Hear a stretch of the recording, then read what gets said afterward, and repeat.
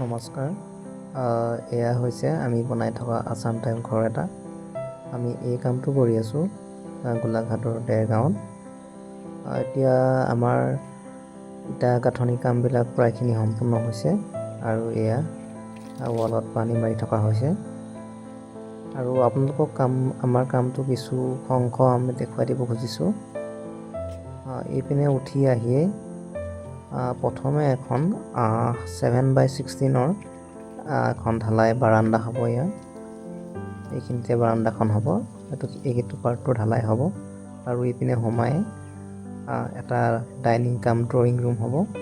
ইয়াৰ যথেষ্ট পৰিমাণৰ পোহৰ আহিবৰ কাৰণে কেইবাখনো খিৰিকী লগোৱা হৈছে। আৰু এইপিনে আপোনাৰ নেক্সট পাৰ্টত আছে দুটা বেডৰুম। এইটো ফালে হ'ব বেডৰুম নাম্বাৰ 1 আৰু এইটো বেডৰুম নাম্বাৰ 2।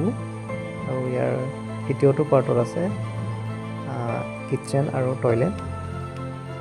এইফালে কিটচেনৰ কাৰণে সুবিধা ৰখা হৈছে।